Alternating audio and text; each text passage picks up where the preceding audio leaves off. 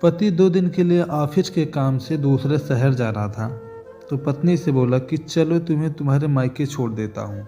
अकेले यहाँ घर में रहकर क्या करोगी, और तुम बहुत डरपोक भी हो। वह खुशी खुशी तैयार हो गई। मायके के घर का दरवाज़ा खुला था। माँ और बाबा बाहर बालकनी में बैठे खाना खा रहे थे। अचार और चटनी के साथ हाल चाल पूछने के बाद उसने अपने बाबा से कहा, आप तो कभी अचार और चटनी के साथ रोटी नहीं खाते, तो आज क्यों? तो बाबा ने कहा, बेटा जी कभी कभी खा लेनी चाहिए, इसका भी अपना अलग ही मज़ा है। उसने अपने पिता की आंखों में लाचारी देख ली थी। उतने में भाभी बाहर आई और चेहरे पर झूठी मुस्कान सजाए पूछने लगी, रहने आई हो? उसने खुश होते हुए कहा, भाभी मेरे पति 2 दिन के लिए दूसरे शहर गए हैं, तो मुझे यहाँ छोड़ गए। भाभी कहने लगी, बैठो तुम्हारे लिए चाय पानी लेकर आती हूँ।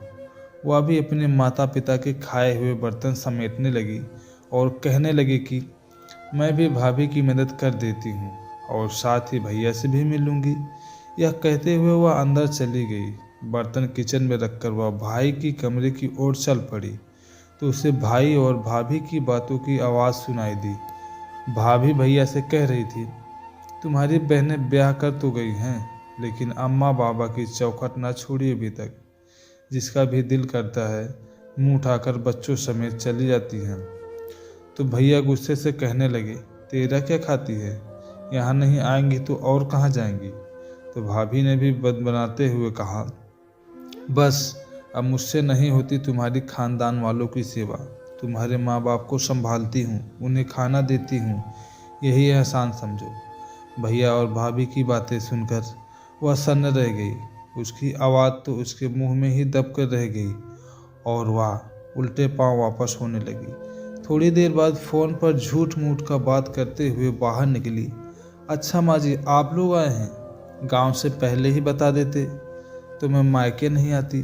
अच्छा आप परेशान न हो, ऐसा करें आप तब तक पड़ोस के घर में बैठे, मैं अभी आती हूँ। माँ बाबा ने देखा तो आश्चर्यचकित होकर पूछने लगे, बेटा क्या हुआ, अभी आई थी और अभी जा रही हो? कहने लगी, नहीं माँ, मेरी सास माँ और ससुर जी आए हैं, उन्हें ऐसे कैसे छोड़ दूँ? अभी जाती हूँ, फिर कभी आ जाऊँगी। आप दोनों अपना ख्याल रखिएगा। अपने आंसुओं को दबाते हुए वो अपने माता पिता से मिली और बोझल कदमों के साथ खुद को हौसला देते हुए अपने घर को वापस चली गई। उसने रात को खाने में नमक ज़्यादा लग रहा था, जबकि वह नमक उसके गले से उतरे रहे आंसुओं का था।